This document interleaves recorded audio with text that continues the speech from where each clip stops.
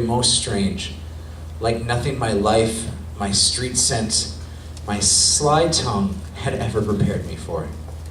Hush, hush now, and I will tell it to you. Even before the dawn one Friday morning, I noticed a young man, handsome and strong, walking the alleys of our city. He was pulling an old cart filled with clothes, both bright and new, and he was calling in a clear tenor voice, "Rags!" The air was foul, and the first light filthy to be crossed by such sweet music. "Rags! New rags for old! I take your tired rags! Rags!" Now this is a wonder, I thought to myself, for the man stood 6'4", and his arms were like tree limbs, hard and muscular, and his eyes flashed intelligence. Could he find no better job than this, to be a ragman in the inner city? So I followed him. My curiosity, it drove me, and I wasn't disappointed. Soon the ragman saw a woman sitting on her back porch. She was sobbing into a handkerchief, sighing and shedding 1,000 tears. Her knees and elbows made a sad X. Her shoulders shook. Her heart was breaking. The ragman stopped his cart. Quietly he walked to the woman, stepping around tin cans, dead toys, and Pampers. "Give me your rag," he said so gently, "and I'll give you another." He slipped the handkerchief from her eyes. She looked up, and he laid across her palm a linen cloth so clean and new that it shined. She blinked from the gift to the giver. Then, as he began to pull his cart again, the ragman did a strange thing. He put her stained handkerchief to his own face, and then he began to weep, to sob as grievously as she had done, his shoulders shaking, yet she was left without a tear. "This is a wonder," I breathed to myself, and I followed the sobbing ragman like a child who cannot turn away from a mystery. "Rags, rags, new rags for old." In a little while, when the sky showed gray behind the rooftops, and I could see the shredded curtains hanging out black windows, the ragman came upon a boy whose head was wrapped in a bandage, whose eyes were empty. Blood soaked his bandage. A single line of blood ran down his cheek. Now the ragman looked upon this child with pity, and he drew a lovely new rag from his cart. "Give me your rag," he said, tracing his own line on his cheek, "and I'll give you mine." The child could only gaze at him while he loosened the bandage, removed it, and tied it to his own head. The rag he set on his, and I gasped for what I saw.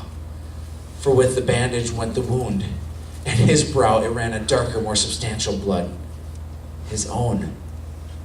"Rags, rags, I take no old rags," cried the sobbing, bleeding, strong, intelligent ragman.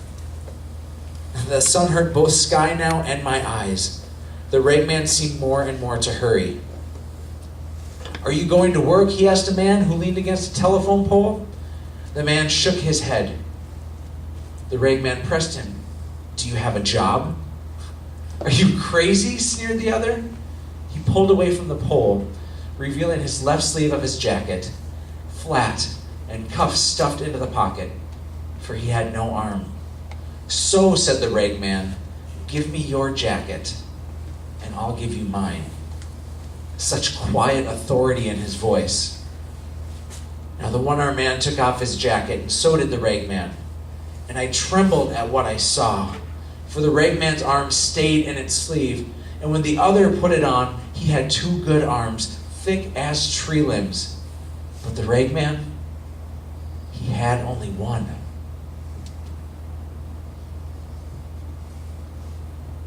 "Go to work," he said. Now the ragman hurried along with such fury, and after that he found a drunk lying unconscious beneath an army blanket, an old man, hunched, wizened, and sick. He took that blanket and wrapped it around himself, but for the drunk he left new clothes.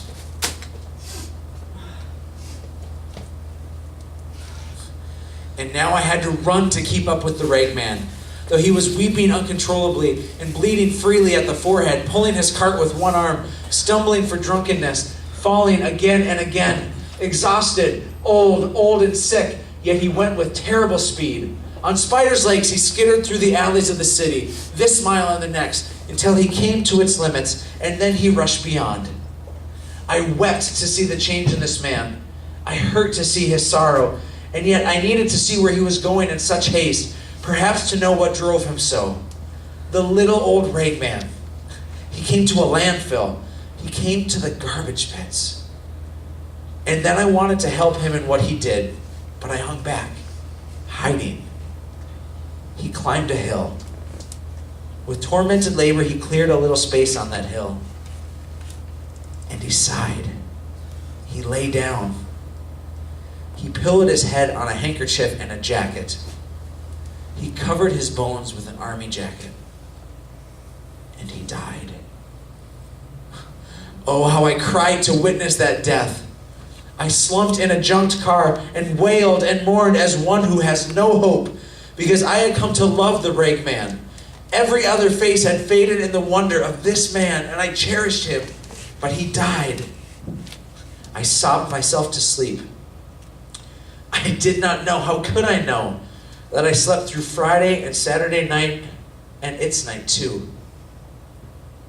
But then, on Sunday morning, I was awakened by a violence, and light, pure, hard, demanding light, slammed against my sour face, and I blinked, and I looked, and I saw the last and the first wonder of all. There was the ragman, folding the blanket most carefully, a scar on his forehead, but alive. And besides that, healthy. There was no sign of sorrow nor of age, and all the rags that he had gathered shined for cleanliness. Well, then I lowered my head, and trembling for all that I had seen, I myself walked up to the ragman. I told him my name with shame, for I was a sorry figure next to him. Then I took off my clothes, and I said to him with a dear yearning in my voice, "Dress me." And so he dressed me. My Lord, he put new rags on me, and I am a wonder beside him. The ragman,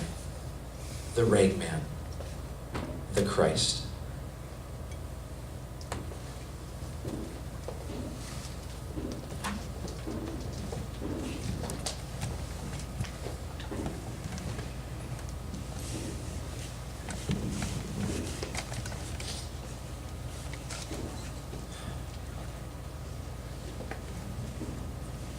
Whatever it is that you're carrying with you, if you have anger, if you have loneliness or depression or doubt or worry or fear, if you have bitterness and jealousy, if you're broken, if you're handicapped, if God has made you different, know that he came to carry your rags. And through him, and only through him, you are given a second chance.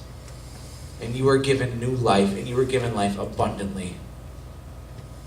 Because on that cross, God took your rags so that your rags shine. He died the death that you deserve so that you can live eternally. The ragman,